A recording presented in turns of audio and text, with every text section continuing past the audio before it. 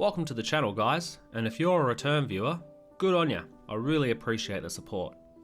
I want to tackle getting back into the hobby, some things that have changed, and some tips which will help you out. There's a few here for anyone, not just newly returning hobbyists, so stay tuned, and if you have some great tips you think will help people out, make sure you leave a comment to help out the community. Good on ya. Remember guys, if you find my videos entertaining or they teach you something, please consider liking and hitting the sub button, as it encourages the algorithm to push out to more people. Now maybe you were into Warhammer as a kid and you've got back into it when you're a bit older, or perhaps you're in it for the first time, or maybe a real champ and you never got out.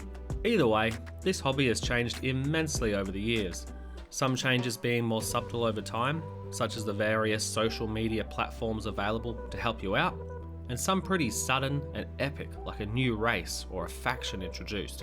In this video, I really want to convey the things that have changed most since I was in the hobby last, as well as detailing some tips and ways you can make the most of these changes as a hobbyist. There may even be some tips that'll help you save a few bucks. Now, it's no secret this hobby is pretty bloody expensive. In Australia, the only other country I know of that has it worse than us is our neighbours over in New Zealand. A massive game changer for me getting back into the hobby was finding out that now, unlike when I was a teenager, there's a massive amount of independent retailers who sell Games Workshop models and paints far cheaper than G-dubs do. If you aren't in Oz, these prices may shock you, so brace yourself. Here we can see Games Workshop's online store.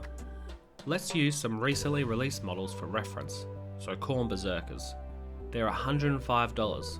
That's $10.50 per playable model, not including obligatory bits you can use for kit bashes or accessories, but they don't build another model. Now looking at our trusty independent retailer here, Gap Games is retailing at $82.95. Over the course of an army, and indeed your hobby life, you're gonna save mega bucks by supporting your local. Let's have a look at Imperium. A standard box of intercessors at Games Workshop is retailing at $98. If we compare that to Gap Games, that's $77.42.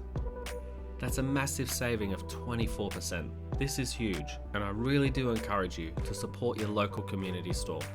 If you weren't aware, Titan Wargaming has an affiliate code through Gap Games, which you can use by clicking the link in the description of our videos. Each purchase made through this link greatly helps the channel, so if you're in Oz and choose to do this, I really appreciate it, thank you.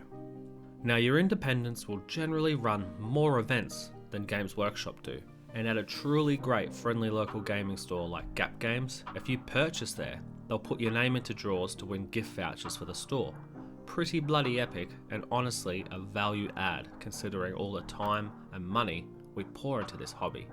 Just be careful, not everyone does draws and other incentives, but at the end of the day, 20 to 25% off Games Workshop is pretty bloody good in and of itself. Before we move into point number 2, let's have a look at the other major reason you'd go through an independent rather than G-dub. The independents can stock whatever they want and aren't limited to just Games Workshop and Citadel product lines. Looking at Gap Games again as an example, we can see all these range of paints, Vallejo being my favourite alongside Citadel, as well as all these cool accessories and tools. Gamer's Grass, which has a massive amount of grasses, shrubs and flowers available. You just peel off the backing and just stick it to your base.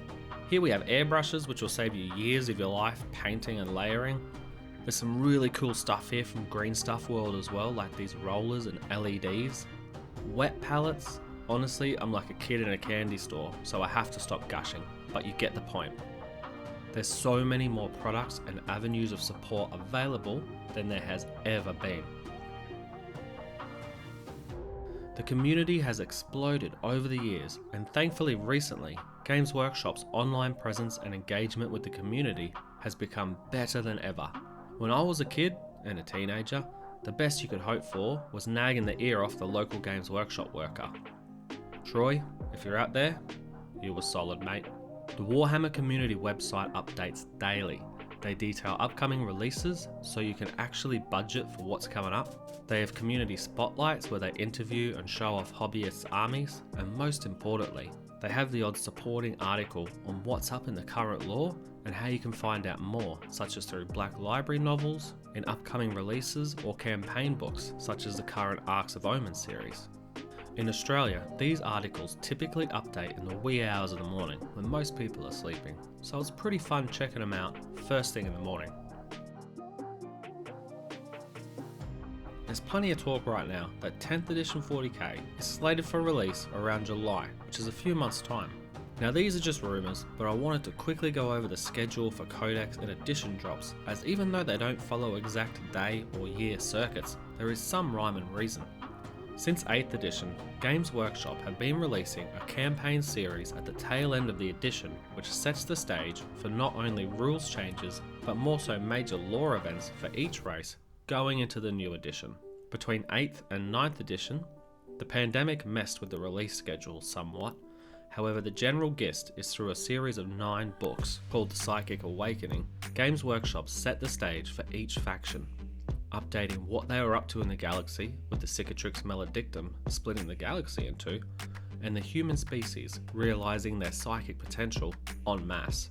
This time round, between 9th and 10th edition, the series is called Arcs of Omen, and is in the process of telling the story of the efforts of Abaddon the Despoiler and Vashtor as they utilise powerful space constructs called Arcs of Omen to offset their already powerful Void presence in an attempt to secure vital routes through the Great Rift in their ongoing campaign against the Imperium. Another handy thing to know about these books, besides expanding on the lore, which we love, is that they introduce a new mode of play to 40k called boarding actions, but we can discuss that another day if you guys want. If you weren't aware, within each new edition, each army receives an updated codex in line with the new edition's rule tweaks and changes, and if you're lucky, some updated lore on what they're up to in the galaxy. The factions' releases don't follow any set order, so you just sort of have to hold on until it's announced that your faction's codex is coming up. You know, you buy a codex, you spend $1 million on it, you write an army list using the points values in the book, rock up to a social game, and find out a bunch of your rules are actually out of date because they've since been reworded online, and lots of your points have changed, for better or worse. So, I know there are a lot of people who have strong feelings on errata, but basically what happens is, just like software or a video game, to help keep balance within the meta, as well as fix errors in codexes after print, Games Workshop will release articles via Warhammer community addressing these issues. If you ever want to check to see if there's been changes to your codex after its release, or even changes to the main rule set, head over to Warhammer community to the FAQ section, or just Google Games Workshop Rules FAQ or errata and you'll find all the appropriate articles. As for points, chances are a fair whack of the points in your codex are not reflective of what's printed. Just Google yourself Munitorum Field Manual and this will give you all the updated points values for each army's units and upgrades. New versions of rule changes and points updates will be available throughout the year, so if you're just keeping an eye on Warhammer community or social media in general, you'll see when these come about. If you're getting back into the hobby, my first piece of advice is plan your first purchase carefully. Prices have changed and they're pretty rough, as we've already covered. When I was younger, a squad cost $34.95 and it's now more like $100. The pain is real and it will never end. I do have some tips for you, however, which I'll quickly run through. These can really help anyone though, not just someone starting out or getting back into the hobby. Chances are you know what army you like, and there's some units and characters which likely capture your imagination more than some others. Before rushing out and just buying whatever, I highly recommend building an army list and purchasing to that list. It really feels bad when you buy units that don't gel together within an army or are just generally lackluster on the tabletop, and you constantly lose games or find the army just doesn't play as you thought it would because a big blob of points is tied up in units which aren't complementary of the sub-faction or character choices. I'm not saying that you shouldn't lose, but losing all the time does feel bad. There's also a number of starter sets available. Some of them include paints, which you should generally avoid, and others, such as the combat patrols, are really good value for money, some better than others. If these sets contain models that complement the direction you want to take your army in, then by all means they are an excellent place to start.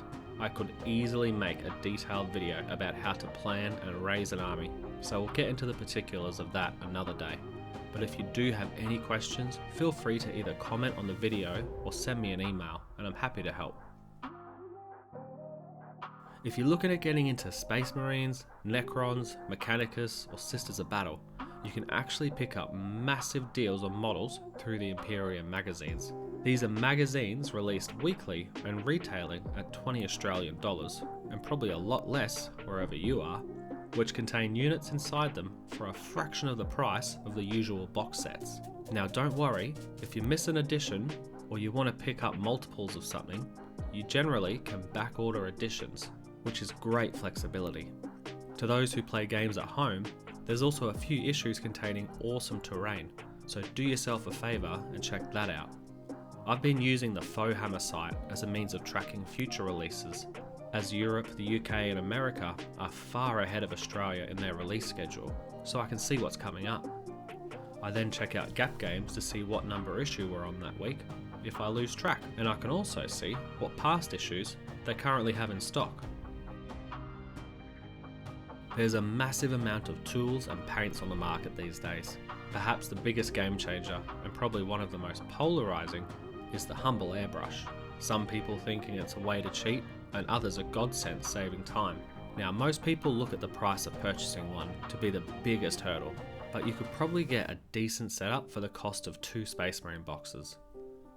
Personally, I'm an advocate for their use, for the simple fact that the time an airbrush will save you on applying 1 to 2 base layers and highlights will save you from all the tedious types of painting, so you can enjoy the more fun stuff. Even if you just use an airbrush for this and not the zenithal, special effects, anything like that, then in my books you're already winning, as you've just saved yourself months of work of boring base painting. All the quicker you can crack on to more interesting aspects of the hobby. Lastly, I'm going to mention a cheeky one.